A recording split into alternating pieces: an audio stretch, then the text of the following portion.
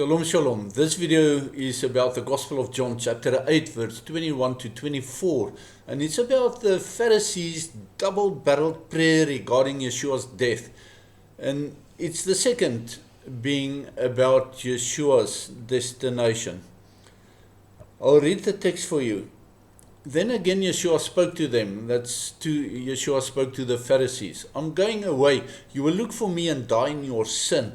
I am going where you cannot come. He won't kill himself, will he? The Judeans asked. Is that why he says, where I am going, you cannot come?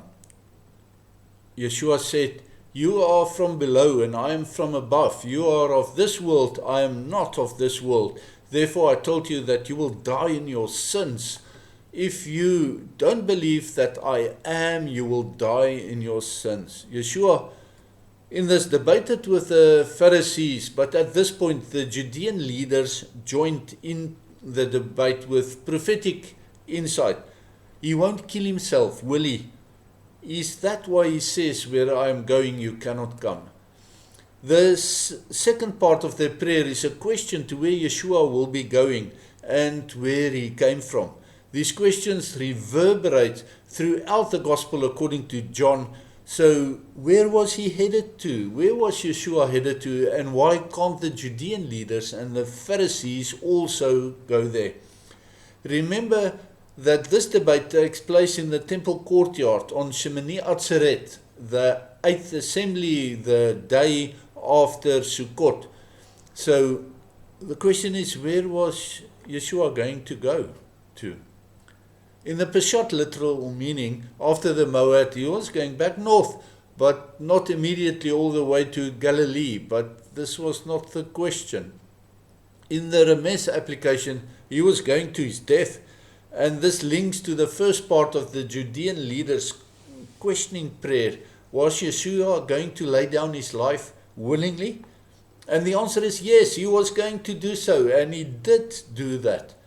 In the Drash extension, Yeshua was going to defeat death itself to open the way for mankind's salvation. He went to prepare a place for his bride in his Father's house.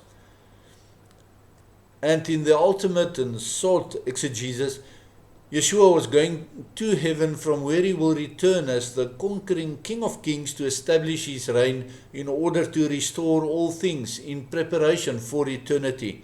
Shemini Atzeret is a prophetic pointer to these events. It's the fulfillment of what happens after the 7th millennium when we enter into eternity. So why can't they come along then?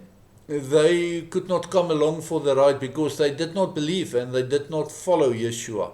The ride was destined to traverse the valley of death. Only Yeshua could pull that off. But regarding them, they will die in their sin in the valley of death. There will be no escape and no exit and no through road for them. They will remain in the valley of death. They will not enter the heavenly destination beyond the grave because they did not believe and nor did they follow Yeshua. The destination is where Yeshua prepares a dwelling for his bride. As non-believers, they rejected salvation. Their destiny was not with Yeshua, and therefore they went the other way. They died in their sin. Contact with death defiles a person. When someone dies in their sin, they are forever defiled. There is no hope of salvation for such a person.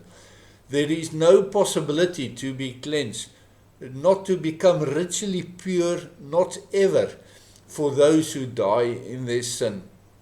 This prayer of the leaders has a shadow that we see best explained in Yeshua's parable of Lazarus and the rich man.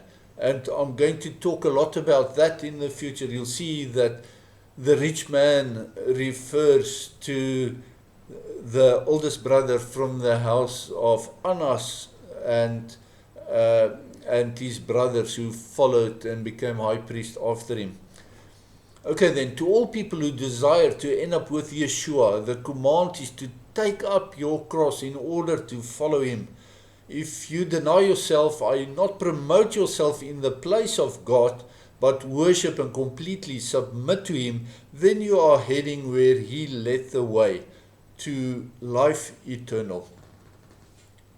I hope this gives you hope beyond hope, and that it will give you shalom even when the world in which we live are progressively coming more dark and evil. Shalom, shalom.